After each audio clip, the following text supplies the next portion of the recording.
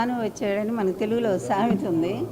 చంద్రబాబు ఎందుకు ఢిల్లీ పోయాడో, నిజంగా ఎవరిని కలిశాడో, ఆ కలిసిన ఫోటో కూడా బయటికి రాలేదు.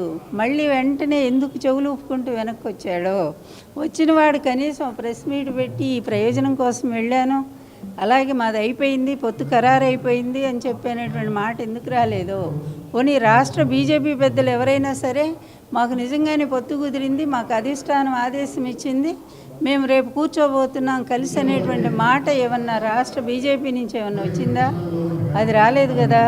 అందువల్ల ఇదంతా చూస్తే అతనంట వెంటబడి 25 సార్లు అడిగితే ఎవరో ఒక పెద్ద మనిషి ఉన్నట్టు మీడియేటరు అతను ఇది ప్రోత్సాహంతో అతను గట్టిగా బ్రతిమిలాడితే సరేలే పంపించండి అని చెప్పి బీజేపీ పెద్దలు అన్నారు. వాళ్ళు పార్లమెంట్ జరుగుతూ ఉంది, దానికి తోడు ఆయన అస్సాం ముఖ్యమంత్రులతో ఏదో మీటింగ్ అమిత్ షా గారికి, ఈయన అప్పుడు రాత్రి 11ంటికో ఏమో రమ్మన్నారు, పోయాడు. పోయిన తర్వాత అమిత్ షా కూడా కలిసినట్టుగా తెలియట్లేదు, కేవలం నడ్డా గారిని పంపించారనేది మాకు అందిన వార్త. నడ్డా గారు కూడా కలిసినప్పుడు ఈయన ఏం మాట్లాడారో తెలియదు, సరే చూద్దాంలే వెళ్ళండి అని చెప్పి పంపించారు. ఇంతగా మించి ఏమీ జరగలేదు అక్కడ. అందువల్ల ఏదో అయ్యే ఆరాటమే తప్ప జరిగేది ఏమి లేదన్నట్టుగానే ఉంది ఇక్కడ.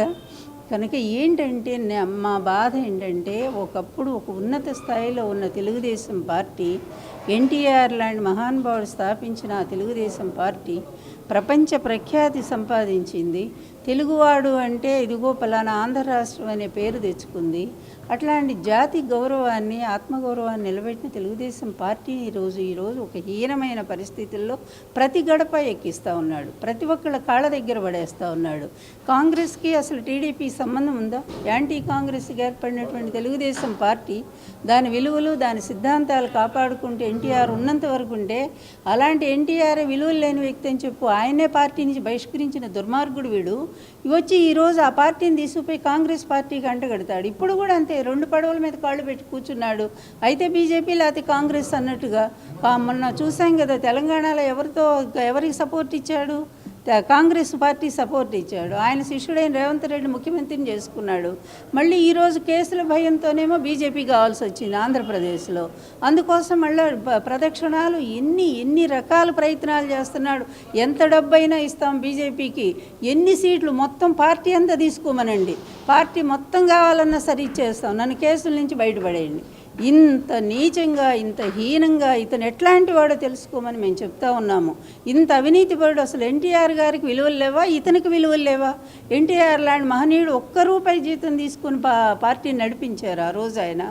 అలాగే ₹1 లంచం తీసుకున్నారని ఏనాడు ఆయన ప్రతిపక్షం కూడా విమర్శించలేదు. అలాంటి వాడు లక్షల కోట్లు అధికారం ఎందుకంటే లక్షల కోట్ల అవినీతి కోసం చివరి మళ్ళీ తీసుకొచ్చి ఓ పనికిమాలిన వెధవను తీసుకొచ్చి ప్రజల మీద రుద్దటానికి తన కొడుకును అడ్డం పెట్టడం. మరి ఇట్లాంటి నీచమైన రాజకీయాలు జరిపేటువంటి చంద్రబాబును ప్రజలు ఎంత అసహించుకుంటున్నారో అతని సభలే మనకు ప్రత్యక్ష సాక్ష్యం. ఇక ఈ పచ్చ మీడియా బాగా ఊదుకోనివ్వండి, 150 కాదు 200, లోకేష్ చెప్పినట్టు 200 సీట్లు వస్తాయని కూడా చెప్పుకోనివ్వండి. అందువలన మాకేం అభ్యంతరం లేదు. ప్రజలకు మంచి చేశాం మేము. ప్రజలకు ఏం చేయాలో ఈ 5 సంవత్సరాలు, 4.5 సంవత్సరాలు కూడా ఇచ్చిన హామీలన్నీ నెరవేర్చిన ప్రభుత్వం మాది. ప్రతిదీ కూడా ఏ పేదవాడు ఈ రాష్ట్రంలో కష్టపడటం లేదు. ఆంధ్ర రాష్ట్ర ఔన్నత్యాన్ని, ఆంధ్రప్రదేశ్ అన్ని రంగాల్లో కూడా ప్రపంచ స్థాయిలో నిలబెట్టిన ఘనత మా జగన్మోహన్ రెడ్డి గారిది. ఈరోజు వైద్య రంగం, విద్యారంగం ఇంటర్నేషనల్ స్థాయిలో ఎంత పేరు వచ్చినాయో మరి ప్రతి ఒక్కళ్ళు కూడా పొగుడుతున్నటువంటి పరిస్థితి. ఎందుకు కేంద్ర ప్రభుత్వమే ఎన్ని అవార్డులు ఇస్తూ ఉందో మనం చూస్తూ ఉన్నాము.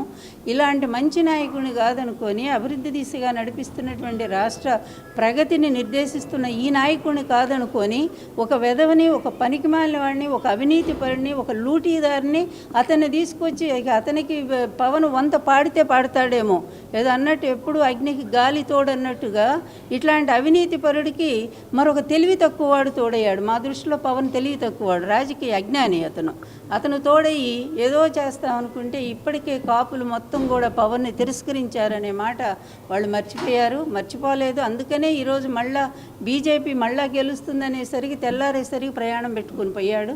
అందువలన ఇవేమీ కూడా బీజేపీ పెద్దల దగ్గర అవి సాగవనేది అర్థమైన తర్వాతే చెవులు ఊపుకుంటూ వెనక్కి తిరిగి వచ్చాడు.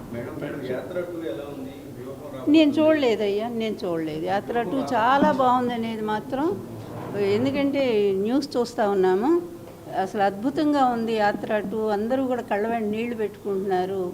ఆ అబ్బాయి పడ్డ కష్టాలని చక్కగా యాజ్ టీజ్గా న్యాచురల్గా చిత్రీకరించారు అని. అందువల్ల నేను చూడలేదు, నిజం చెప్పాలంటే. చూడాలని అనుకుంటున్నాను, అది ఎప్పుడు సాధ్యపడుతుందో చూడాలి. సరిగ్గా వ్యూహం ఆర్జీవి గారు చెప్పేదేం లేదు. లక్ష్మీస్ ఎన్టీఆర్ కూడా అప్పుడు ఆయన వాస్తవ చరిత్రను తీశాడు. ఆ గట్స్ ఉన్నవాడు ఆర్జీవి. ఎంత న్యాచురల్గా మొత్తం ఎన్టీఆర్ ఆత్మకి ఒక శాంతిని ఆయన ఆర్జీవి గారు ఇచ్చారు. ఈరోజు ఆయన వ్యూహం కూడా చాలా గొప్పగా ఉంటుందని మేము అనుకుంటూ ఉన్నాము. అది కూడా క్లియర్ అయ్యి బయటకు వచ్చింది కనుక we are waiting for time is hours. Okay, thank you.